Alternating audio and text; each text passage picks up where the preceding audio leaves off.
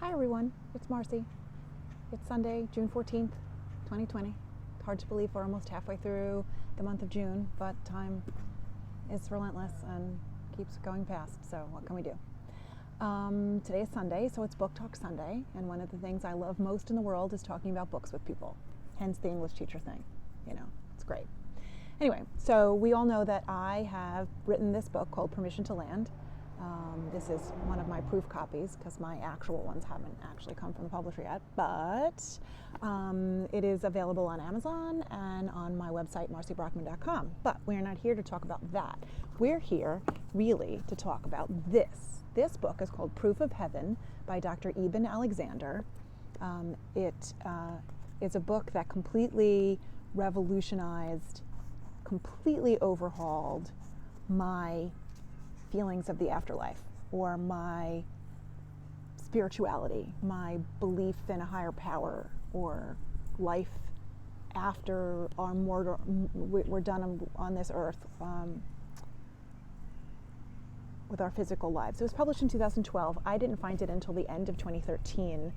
But basically, I begin my book with my mother's death and the tumultuous, difficult, challenging relationship that we had for my whole life because of her bipolarity and narcissism and hypochondriasis and addiction eventually.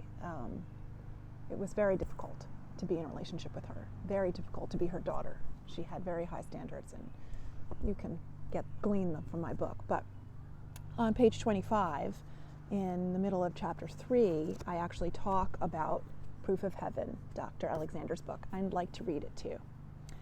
Eben Alexander's Proof of Heaven, a neurosurgeon's journey into the afterlife, explores this man's own journey into the beyond after death.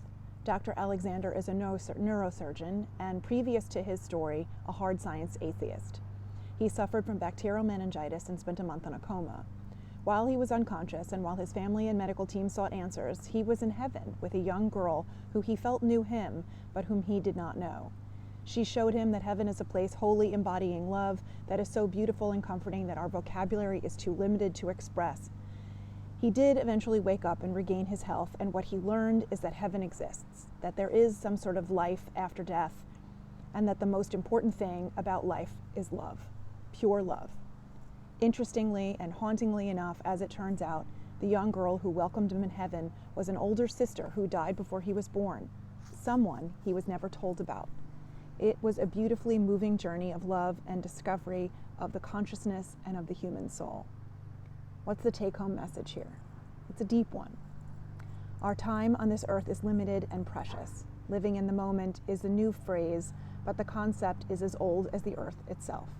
Authentically loving the people in our lives and staying true to ourselves is the key to happiness and not living with regret. Stop saying what if and start living now. To put this chapter of my life into focus and to make sense of the twisted, complicated nature of our mother and daughter relationship and my relationships with the rest of my family, journaling and revising photo albums had the effect of my distant past reaching forward through time to clarify my behavior and my reactions to others' behavior.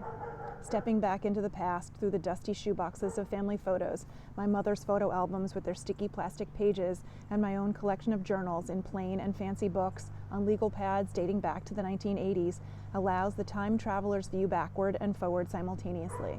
By looking both ways, I traced the patterns that emerged and began to take the long view to analyze and interpret them, to hopefully discover a larger truth within them all.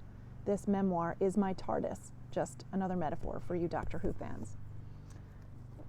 So Proof of Heaven completely changed the way I feel about things and my understanding of what happens to our consciousness, to our soul, to our whatever you want to call it, that essence of us that is uniquely us. Once we're done with these physical bodies, what happens? And I was altered in a very positive way by Dr. Alexander's words and his experience. The coincidental details, I don't want to give away too much because I really would like you to read it. the coincidental details can't just be coincidence. They're not just these uncanny happenstances that happen to coincide. I mean, the young woman, the young girl who he met in heaven, he says that our vocabulary can't articulate exactly what that is, but the young woman who he met, who he felt knew him, he was drawn to her, turns out to be an older sister who he never met. And he only discovered this a while after he recovered. He was at his sister's house looking through photo albums that were left over from their mother or something. And he was flipping the pages and he's like, oh my God, who is this? Who is this person? And the older sister said, well, this is our older sister, whatever her name is, and she passed away before you were born, and Mom didn't want to talk about it, and no one ever said anything. And that was the girl who he saw in heaven. How does that happen? You know? So my mom died in January of 2013. Not January, October, sorry. October of 2013. I found proof of heaven in November of 2013. And then I had a succession of dreams about my mom, very clear, palpable dreams where I swear she moved the hair on the back of my neck. I don't know how to explain it. I had a dream of my grandfather, my maternal grandfather, my mom's dad, and I hadn't had a dream about him since before he was born, before he died. So it was very pivotal and very comforting to me. And it was around this time that I, uncharacteristically for me, sought a psychic. And I felt drawn to this particular woman named Dawn Jolie, who works in Smithtown. And I actually spoke to her, and she said that I could mention her actual name in the book. So chapter 2 is Psychic's Vision, and tells all about my experience, and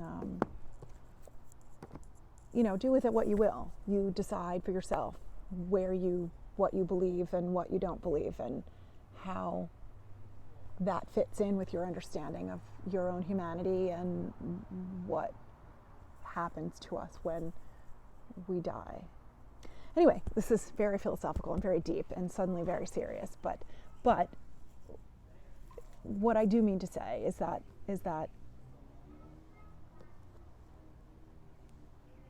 what happens is mystical and magical, and my guess is if we were supposed to know, we would know.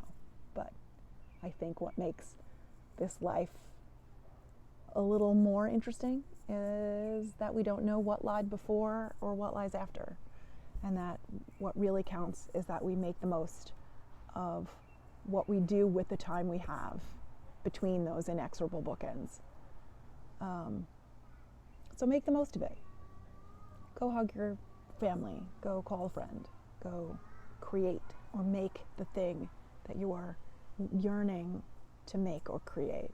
Go spend some time doing something you love doing, because time's going to go by anyway. You might as well do it.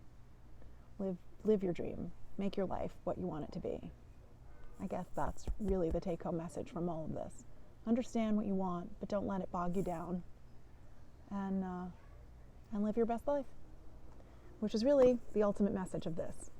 We have to deal with the experiences that we are given.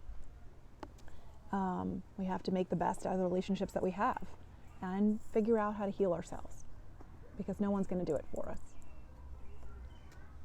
You're upset, you're depressed, you're lonely, your life isn't living up to what your expectations are, people don't treat you well. You have the ability to change that. Fix it yourself. I'm not trying to sound callous. I'm trying to be empowering. It's up to us to figure it out. If we wait for others, we'll be waiting forever. We'll be Godot, waiting, and nothing will happen. But make the thing, create the thing.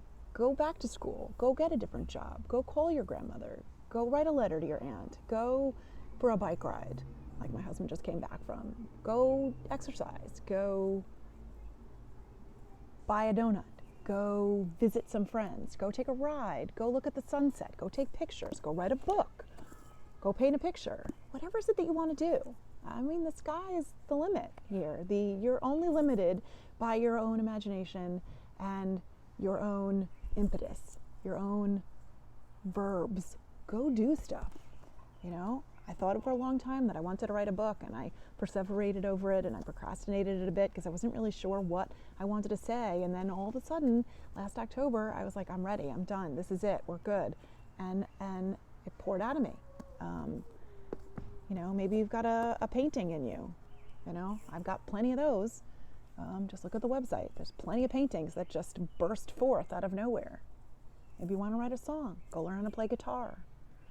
Practice being a drummer on your pots and pans. It doesn't really matter what it is that you want to do. The only thing that matters is that you do it. Anyway, thank you for your time.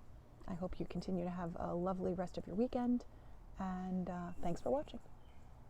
Don't forget to like and subscribe and share and suggest to people to buy the book, because I really want people to read it. Thanks very much.